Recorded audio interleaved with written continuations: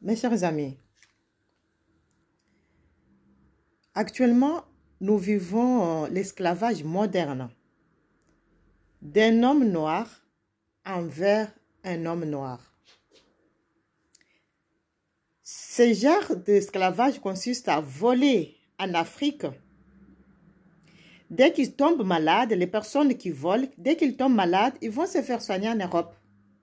Mais la question que je me pose, les peuples volés qui se trouvent dans la misère, quand ils vont tomber malades, ils vont se faire soigner où?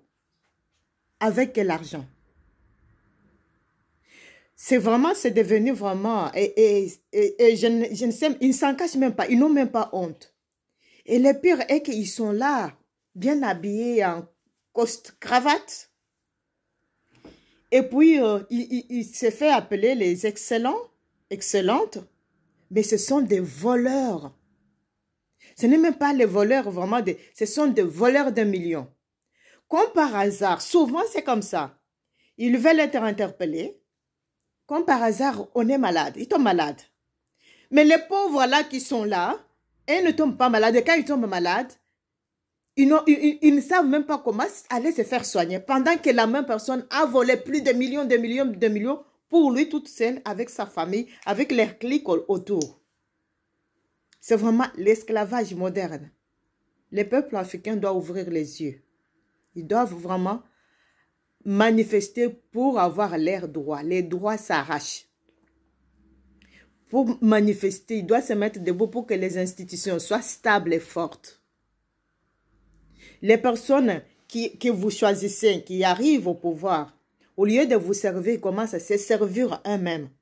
Ces genres de personnes, vous devez vous mettre debout pour qu'ils soient arrêtés et limogés et leurs biens confisqués. À partir du moment où les personnes volent, ils continuent à vivre comme les rois. Donc, ils se moquent et ils narquent tout le monde. C'est-à-dire, ils se prennent comme si ils sont plus intelligents que vous tous. Ils continuent à se pavaner partout dans le monde comme si rien n'était. Et ils sont nombreux en RDC parce qu'à l'heure actuelle, on voit quand même que FCC était parti, mais FCC est de retour dans toutes les institutions. Je ne sais pas comment on va s'en sortir avec ce genre de personnes qui ont détruit pendant plus de 18 ans, ils ont mis les pays par terre. Mais comme par hasard, ils se sont retrouvés, je ne sais pas par quelle magie, on les voit partout. Et si vous ne vous levez pas soyez vraiment les gendarmes. On vous donne 100 francs, 200 francs, 20 $. C'est l'argent qu'on vous a donné, c'est l'argent du pays. Prenez cet argent, vous bouffez, priez Dieu, parce que c'est l'argent, il provient de la richesse de ta terre, de ton pays. Rien ne va t'arriver.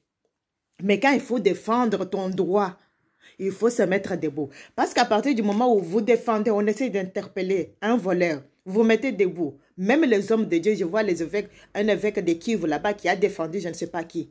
Sans lui, on ne peut pas faire. Et c'est honteux. Parce que si un homme de Dieu qui peut vraiment orienter tout le monde défend un voleur ou des voleurs, il est aussi voleur.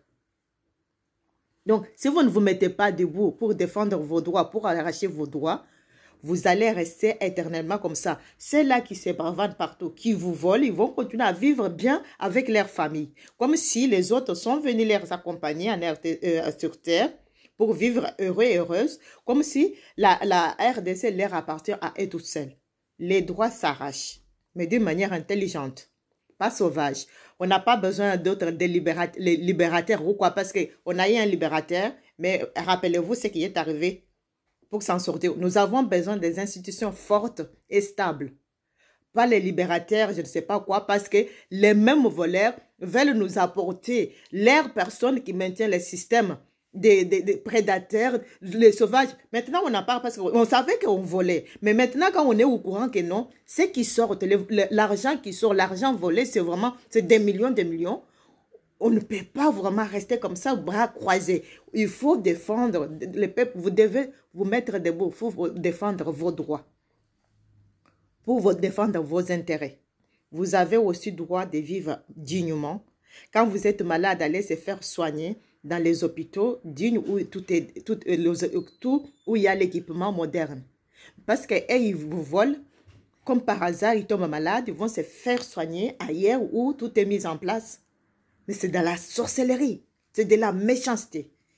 Mettez-vous de vous, défendez vos droits de manière intelligente.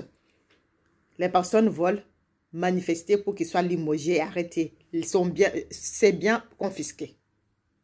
C'est de cette manière que vous serez respectés. Et même quand vous allez continuer à voter, vous allez voter les personnes qui sont intègres, qui peuvent venir travailler pour l'intérêt de tout le monde.